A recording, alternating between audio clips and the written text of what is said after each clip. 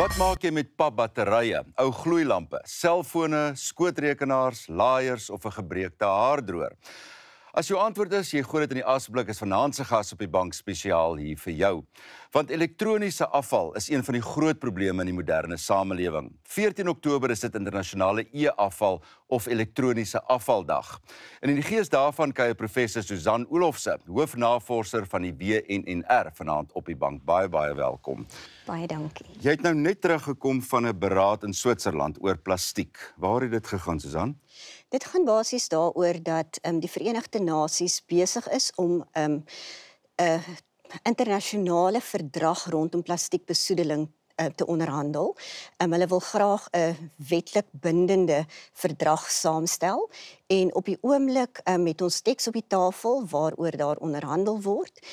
Ons deel in groepe op en dan kyk ons na die teks en ongelukkig soos dit maar met almal gaan, word daar teks bygevoeg en dan moet ons weer terugtreë en kyk of ons die teks kan minder maak.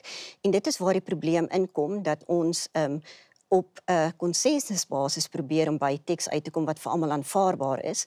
En ongelukkig om al die lande te kry om saam te stem oor die saak is nie so maklik nie. Dit is so lekker om te weet Suid-Afrika en dat julle daar was. Want soos ons weet, plastiek is ook 'n groot probleem. Ons gaan nou nie vanaand soveel daaroor gesels nie, maar meer oor elektroniese afval. Vir die van ons wat nie weet nie, wat presies is elektroniese afval? Elektroniese afval is basies enige elektroniese toestel wat met 'n kragkabel verbind word aan elektrisiteit of wat met 'n battery werk, waarvoor jy nie meer 'n nut het nie. Of hy nou werk of nie, wanneer jy nie meer 'n nut daarvoor het nie, dan word dit deel van die afvalstroom wat iets mee gedoen moet word. Sluit dit nou batterytjies, hierdie batterytjies ook in? Dit sluit die batterye ook in, ja. Okay. Ek het ergens gelees, ek wil dit graag aanhaal. Dit sê elektroniese toestelle en toebehore wat die lewens van miljarde mense vergemaklik, kan in sogenaamde moordmasjiene verander wanneer dit afbreek en nie behoorlik van ontslae geraak word nie. Is dit so erg soos wat dit hier gesê word? Ek dink nie dit is heeltemal so erg nie, maar die potensiaal is daar dat wanneer sulke afval nie na behore behandel word nie, dit tot omgewingsbesoedeling kan aanleiding gee en dat dit dan ook menslike gesondheid ernstig kan benadeel. En dan dink ek byvoorbeeld aan 'n stortterrein in Zambië waarop ek geloop het, waar hulle besig is om kabels te brand om van die omhulsel ontslae te raak. En ek het verstik in die gasse wat afgekom het. En dit kan regtig nadelig wees vir menslike gesondheid. Ja. Kan jy vir ons 'n bietjie syfers gee? Want ek kon nie glo toe ek dit gelees het nie. Ja, internasionaal word daar gereken dat in 2019 53,5 miljoen ton elektroniese afval gegenereer is en die skattings vorentoe is dat ons teen 2030 by 74,4 miljoen ton gaan opeindig. So dis 'n 40% toename in wat ons tans het.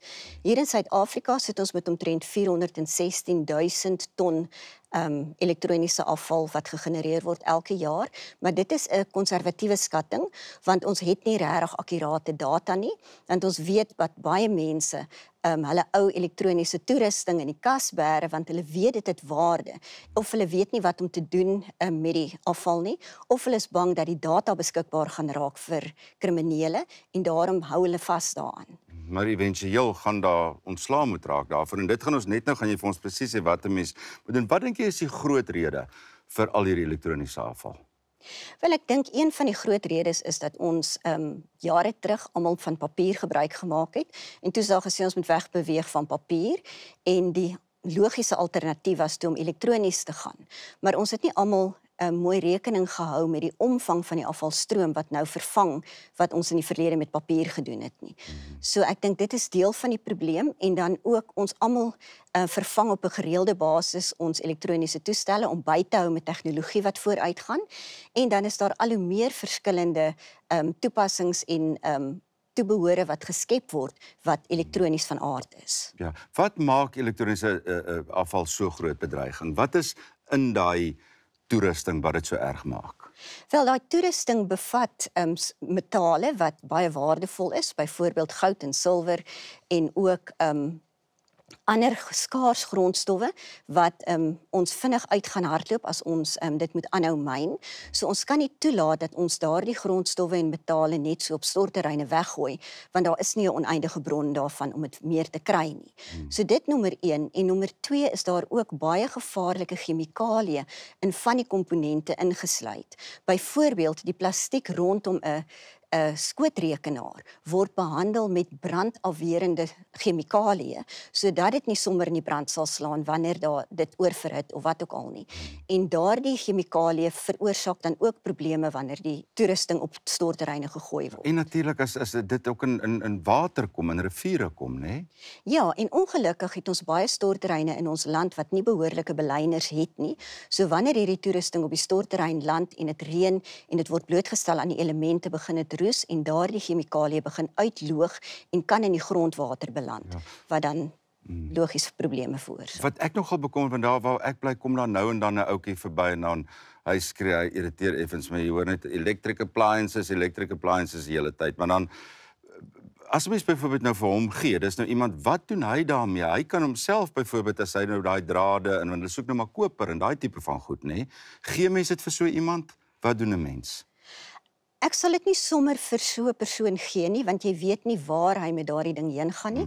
En die kanse is goed dat hy om die hoek gaan sit om aan die brand steek om die plastiek af te smelt en by die metale uit te kom.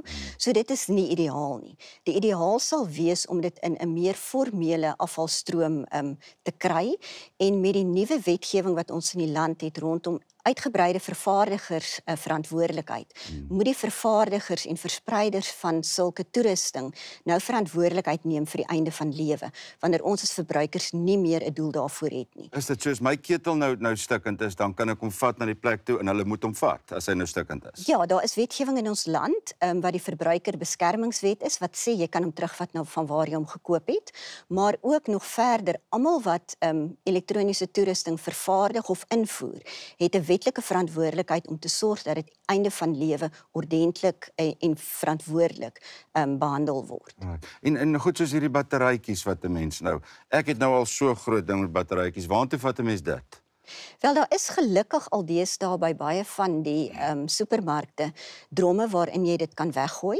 Ek het ook gesien dat die produkverantwoordelikheidsorganisasies wat nou geskep is rondom die uitgebreide vervaardigerverantwoordelikheid, dat hulle nou dromme buite supermarkte neersit, waar jy elektroniese afval, insluitende batterye, kan gaan weggooi, en hulle neem dan die verantwoordelikheid daarvan om te sorg dat dit in die regte plekke herwin of weggedoen word. Ja, maar daar's ook baie uitdagings. Kyk, ek het nou wyd gaan lees, en ek is nie slou met hierdie goed, daar's 'n klomp uitdagings. Wat ek byvoorbeeld nou gesê het, en sê as ek verkeerd is, die windturbines wat 'n mens noem.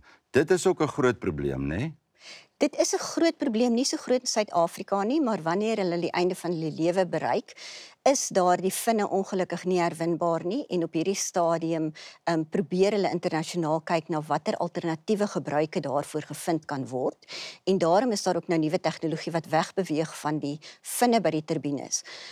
Maar die sonkrag, die sonpanele is selfs 'n groter probleem in Suid-Afrika, doeteenvoudig omdat hulle vervaardig word met 'n lewe van 20 tot 25 jaar, maar ons sien dat baie plekke alreeds na 10 jaar begin om die sonpanele te vervang, doeteenvoudig omdat tegnologie soveel verbeter het, dat jy hoër effektiwiteit van 'n kleiner paneel kan kry. En die sonplase begin ook vroeër dan om die panele te vervang, sodat hulle nog steeds goeie lewering kan kry. En daardie panele wat dan uitgehaal word, is nie noodwendig einde van gebruik nie. Dit is heeltemal goed genoeg nog dat dit vir ander aanwendings gebruik kan word. Maar omdat dit nou in 'n sonplaas gestaan het en aan die elemente blootgestel is, moet daar nou eers toetse gedoen word om seker te maak dat dit veilig is vir verdere hergebruik. Right. En hoe sien jy die toekoms? Wat gaan gebeur? Ons gesels nou hierson, dit is regtig so 'n belangrike saak wat ons almal aan moet aandag gee. Wat kan ons by die huis doen? Natuurlik nie jou goed gaan afgee, maar is daar iets meer wat 'n mens kan doen? Wel, ek sou sê, eerste instansie, moenie elke 2 jaar jou selfoon vervang of jou rekenaar vervang as hy nog werk nie. Solank hy in 'n werkende toestand is, hou hom in gebruik. Dit gaan help dat ons minder afval in die afvalstroom instoot. En dan, wanneer van die toerusting breek, kan 'n mens kyk om dit te laat regmaak. En daar is internasionaal ook al hoe meer druk op die vervaardigers om seker te maak dat die produkte wel herstel kan word, sodat dit 'n langer lewe kan hê. Want jy sal ook onthou, toe jy 'n kind was, yskaste en sulke goede 20, 30 jaar gehou. Deesdae is dit nie meer die geval nie. En ons probeer baie hard met die sirkulêre ekonomie ook om terug te beweeg na daardie tye waar die elektroniese toerusting langer kan hou, dat jy die onderdele kan vervang wanneer hulle breek, sodat 'n mens nie 'n hele haardroër hoef weg te gooi as daar net 'n klein komponent van hom is wat vervang kan word. Ek het ook ergens gesien van dit was ek weet nie of dit was in Suid-Afrika waar iemand 'n yskas of 'n vrieskas op 'n ashoop gaan gooi het. En daai gasse of goed het toe die mense in aanraking gekom. So sulke goed as mense die goed net daar op die stortingsterrein gaan gooi kan ook groot probleme en gesondheidsgevare inhou, né? Inderdaad, want ons het ongelukkig ook 'n baie groot informele werkerskorps wat op die stortterreine is, die vullisrapers wat gaan soek vir enige iets wat herwin kan word en hulle kom dan direk in aanraking met hierdie tipe toerusting en die gasse wat vrygestel word. Julle doen 'n ongelooflike werk. Baie dankie dat jy kom kuier het en ek weet en ek is seker baie mense by die huis gaan nou anders kyk na 'n stikkende haardroër en 'n plan daarmee maak. Dankie dat jy kom kuier het. Baie dankie. Ek hoop mense neem dit in ag. Dankie. Na die reklameflits kyk ons na die nuutste feite en geite video's.